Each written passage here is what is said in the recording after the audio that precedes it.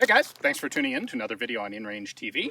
I have here one of DSA's new rebuilt Israeli FALs, and they're pretty cool, and I'm planning on using this in our next two-gun match, which means I need to get it properly zeroed, and more importantly, I need to get the gas system set up.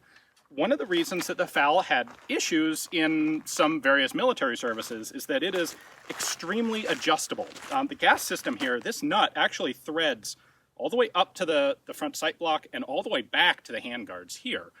And it is very easy to tinker with that knob and result in the gun not running reliably.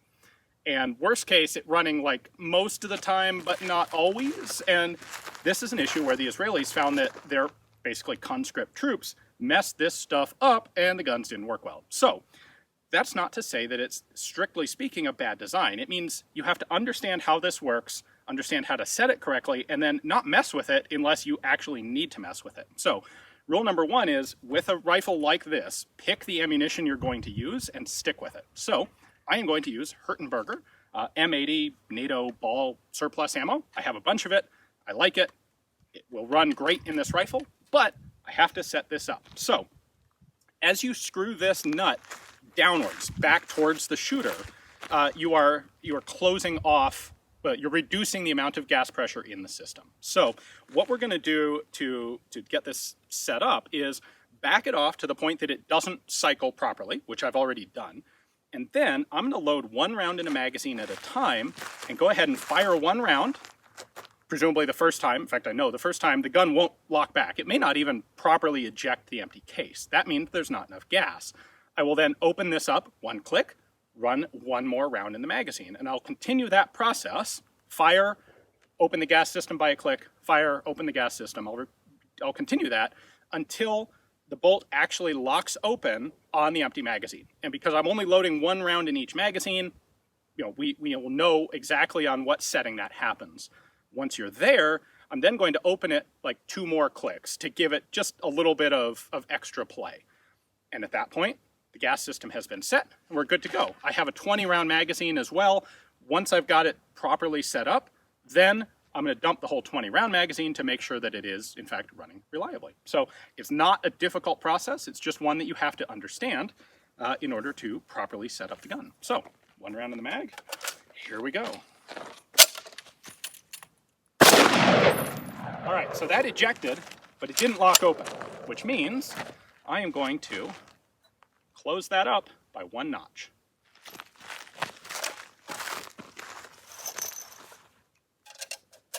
This may take a bunch of iterations. Or I may have set it almost perfectly to begin with. So that one locked open. I'm going to do one more just to make sure.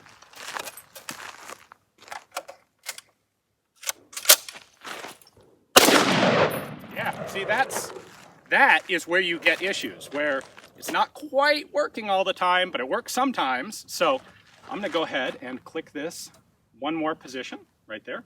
You'll notice that there are numbers on these, and that helps you keep track of where you are, but this will rotate like 5 or 6 full revolutions. So you can't just look at the number and know exactly where you are. You have to know the number and how many full revolutions you are forward or back.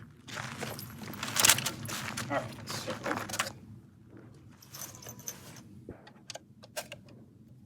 we're really close at this point.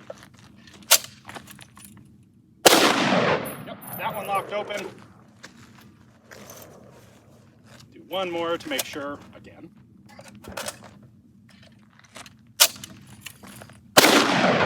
Yep, I think we're there. However, as I said before, I'm not satisfied with just sticking with, okay, it worked for single shots. Now I'm going to close it up 2 more notches. And that will give me some margin of error, because when you do this on the clock at a two-gun match, crap always goes wrong. And so I want a little extra margin. Now, fish this out of my pocket. Got a full 20 round mag. We'll go ahead and run that and make sure that all 20 rounds run nice and reliably.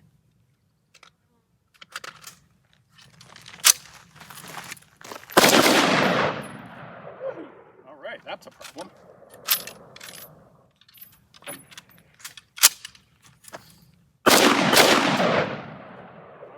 am not getting reliable function still.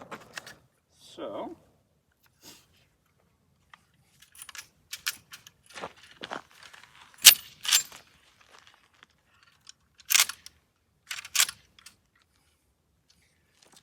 all right, well, I'm going to close this up another notch, go back to my single load magazine.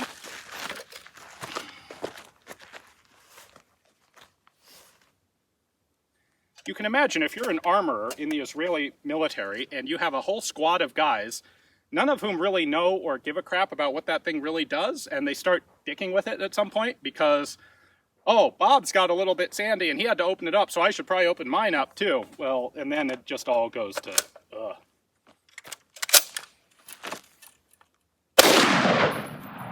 That's locking open now.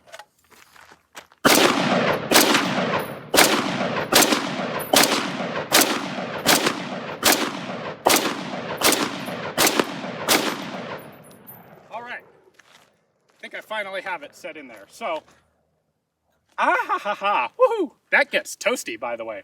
I have, however, clicked it down one more setting because I would much rather have a little bit more felt recoil and know that the gun's going to run 100%. So, I'm also out of my loaded mag. We're going to go ahead and let this cool for just a moment while I load up another mag, and then we'll come back and just do one last confirmation that it'll run a full 20 round mag all the way through without any problems.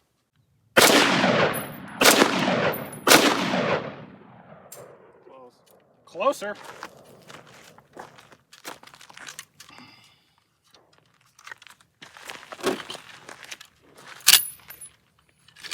All right, so I think that one actually tried to rechamber a piece of empty brass.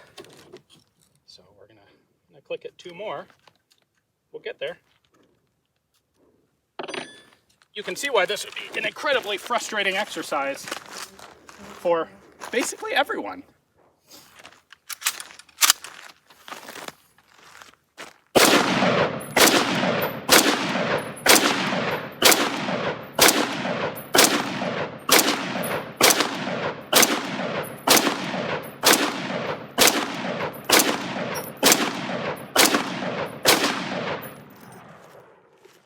All right.